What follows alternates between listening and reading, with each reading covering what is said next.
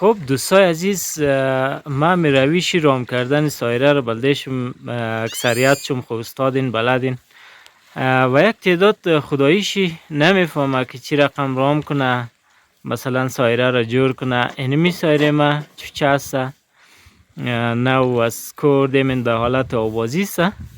باز نمیاره ما بلدشمو یک مقدار امروز نشان میدیم که مثلا چی رقم رام میشه سایره، چی رقم بسیار نرم میشه روی دست آدم مایه.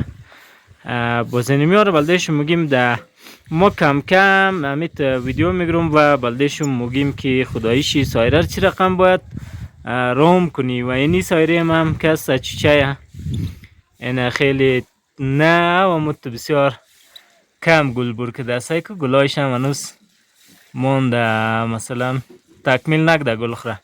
بازم میاره خداییش بلدهشم نشان میدیم که واقعا سایره باید چی رقم رام کنی که قدادم بسیار زیاد مت ماش کنه و اعلا کنی در بیرون در خانه بگرده سر دستایشم سرشانایشم امیار ما بلدهشم نشان میدیم.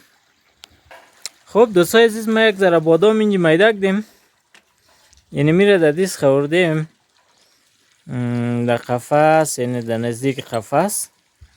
باش ما تصویر یک ذره از دور بگیرم. این سعی کد دوستای عزیز، اینا لینی سایره چی هست آسان رام میشه. یک ذره بادام ما میدیم بریزی. این سعی کد اما تو کم کم اینی رویش هست، باید کم کم عادت بدی در دیست خود یار دانه بدی که کم کم بازمیت رام میشه جور میشه. سایرای هست که ما یار از کردیم چوچه بر ما همی دوستای ما آورده، دستش در نکنه. تشکر از دوست خود ما میکنم. این هسته که یک ذره بادام کم کم اموت رویشی نرم کدون سایره و رام کدونش هسته. باز در ویدیوهای بعدی از ما سعی کن که ما این سایره را چی رقم جور میکنم. اینالی ما یک ذره یک چند برنامه سر از این سایره ما کار کردیم که از روی دست ما دانه میخوره. اینا دوستای باشه نی یک دانهش امتحان کنیم. این هم چی از کردیم، البته این گل خود تکمیل کده، ما فرصت نداشتم سر از این کار کنم.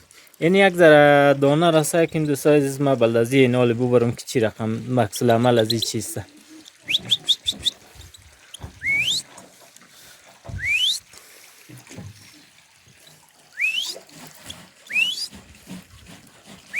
سایکو ایج عکس العمل نداره، ایج عکس العمل نداره دوستای عزیز.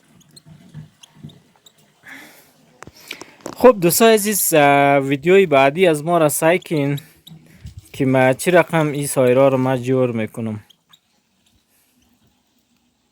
باز بخیر هم ویدیو که پخش شد از خیر خود لایک و سابسکرایب کامنت هم یاد چم نره.